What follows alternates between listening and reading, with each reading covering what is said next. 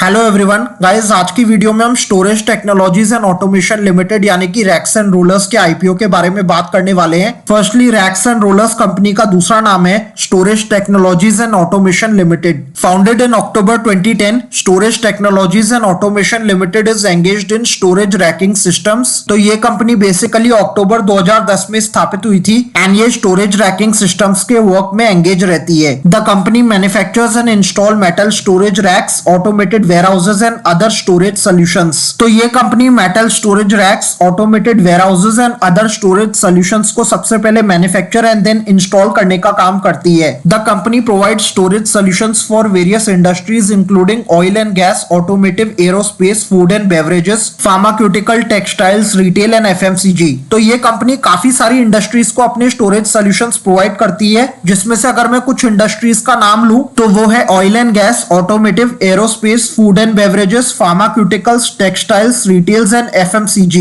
The company is an ISO 9001:2015 certified storage solution manufacturing company. ये company एक ISO 9001:2015 certified storage solution manufacturing company है। The company's manufacturing process is supported by approximately 56,250 square feet of space in Bangalore and 20,000 square feet of storage space. इस company के पास खुद की manufacturing space है जिसका area है 56,250 square feet and plus इनके पास खुद की स्टोरेज स्पेस भी है जिसका एरिया है 20,000 square feet. To date the company has executed more than 2,500 projects and has served more than 900 customers world wide. तो आज की तारीख तक इस कंपनी ने 2500 से ज्यादा प्रोजेक्ट्स पे काम किया है एंड अपनी सर्विसेज प्रोवाइड करी है 900 से ज्यादा कस्टमर्स को world wide. The company has a presence in over 30 countries across the globe. तो इस कंपनी की प्रेजेंस 30 से भी ज्यादा कंट्रीज में है across the globe. As of October 31st, 2023,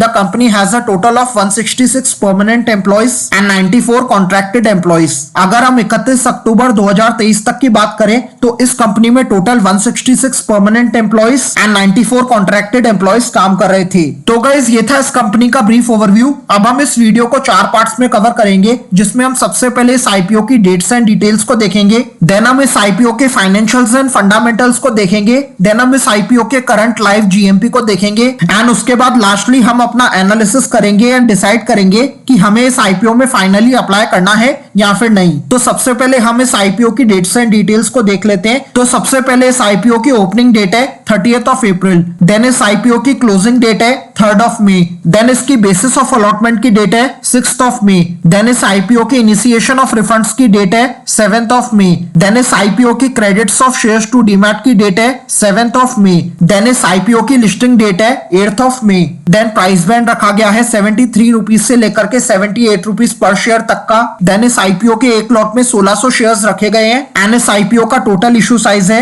38,40,000 shares का एंड ये पूरा का पूरा फ्रेश इशू है, जो कि एक पॉजिटिव पॉइंट है। देन हम इस आईपीओ के इशू टाइप की बात करें तो ये एक बुक बिल्ड इशू टाइप का आईपीओ है एंड इस आईपीओ की लिस्टिंग होगी बीएसई एसएमई के प्लेटफॉर्म पे। Then share holding pre issue रखी गई है 90 लाख की and then share holding post issue है 1,28,40,000 की। देन हम जान लेते हैं कि आपको इस आईपीओ में अप्लाई करने के लिए कितने अमाउंट की रिक्वायरमेंट होगी। तो अगर आप रिटेल कैटेगरी में अप्लाई करना चाहते हैं तो आपको मिनिमम एक लॉट के लिए अप्लाई करना होगा, जिसमें आपको 1600 शेयर्स मिलेंगे एंड उसके लिए आपको 1,24,800 रुपीज का अमाउंट ब्लॉक करना होगा। एंड अगर आप एचएनआई कैटेगरी में अप्लाई करना चाहते हैं तो आपको मिनिमम 2 लॉट के लिए अप्लाई करना होगा, जिसमें आपको 3200 शेयर्स मिलेंगे एंड उसके लिए आपको 2,49,600 रुपीज का अमाउंट ब्लॉक करना होगा। देन हम जान लेते हैं कि कौन सी इन्वेस्टर कैटेगरी के लिए कितने शेयर्स ऑफर करे गए हैं। तो सबसे पहले क्यूआईबी कैटेगरी के लिए 50% of the total issue reserve रखा गया है, देन रिटेल कैटेगरी के लिए 35% ऑफ द टोटल इशू रिजर्व रखा गया है, then lastly NII HNI category के लिए 15% of the total issue reserve रखा गया है। देन हम प्रमोटर होल्डिंग की बात कर लेते हैं। तो प्रमोटर होल्डिंग प्री इशू यानी कि आईपीओ के आने से पहले रहेगी 100% की, देन आईपीओ के आने के बाद यानी कि पोस्ट इशू में ही हो जाएगी 70.09% की। तो प्रमोटर होल्डिंग ज्यादा कम नहीं हो रही है आईपीओ के आने के बाद। इसका मतलब ज्यादातर हिस्सा प्रमोटर्स के पास रहेगा,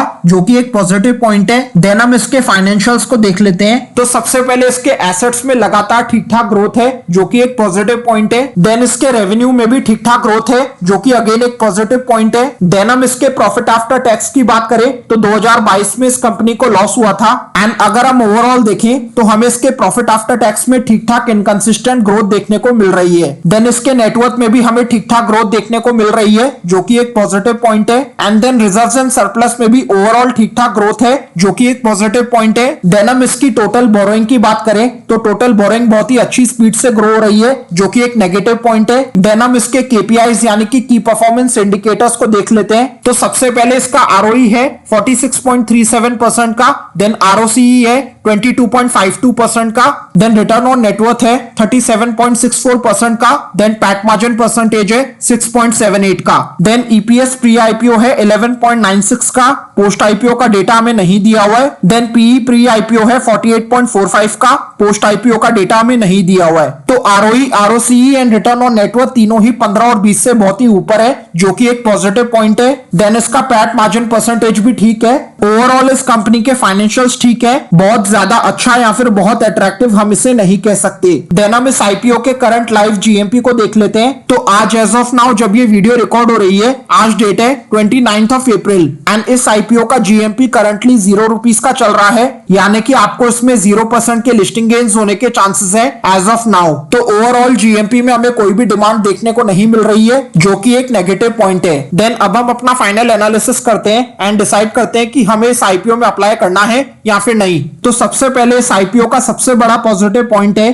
कि ये पूरा का पूरा आईपीओ फ्रेश इशू है। देन एक और पॉजिटिव पॉइंट है कि प्रमोटर की होल्डिंग आईपीओ के आने के बाद बहुत ही ज्यादा कम नहीं हो रही है। देन हम इसके ओवरऑल फाइनेंशियल्स की बात करें तो फाइनेंशियल्स ठीक ठाक है, बहुत ज्यादा अच्छा या फिर बहुत अट्रैक्टिव हम इसे नहीं कह सकते। देन इसका जीएमपी भी फिलहाल कुछ भी नहीं चल रहा है एंड हमारा क्राइटेरिया किसी भी एसएमई आईपीओ में अप्लाई करने का यही रहता है कि अगर उस आईपीओ के फाइनेंशियल्स ठीक ठाक है या फिर बहुत ज्यादा अट्रैक्टिव है एंड उस एसएमई आईपीओ का जीएमपी 100% या फिर उससे ऊपर चल रहा है, तभी हम उस एसएमई आईपीओ में रिस्क फ्री होकर के अप्लाई करते हैं। लेकिन इस आईपीओ के फाइनेंशियल्स तो ठीक ठाक है, लेकिन इसका जीएमपी फिलहाल कुछ भी नहीं चल रहा है। एंड इन सारी चीजों को देखते हुए मेरा फाइनल डिसीजन इस आईपीओ को लेकर के यही बन रहा है कि मैं इस आईपीओ को फिलहाल के लिए अवॉइड कर रहा हूं। लेकिन क्योंकि जीएमपी डेली बेसिस पे इंक्रीज और डिक्रीज होता रहता है एंड इस आईपीओ की क्लोजिंग डेट है 3rd ऑफ मई, तो हो सकता है कि इस आईपीओ का जीएमपी 3rd ऑफ मई तक बढ़ जाए। एंड अगर ऐसा होता है एंड हम अपने डिसीजन में कुछ भी चेंजेस करते हैं तो मैं आपको वीडियो के थ्रू या फिर कम्युनिटी पोस्ट के थ्रू अपडेट कर दूंगा।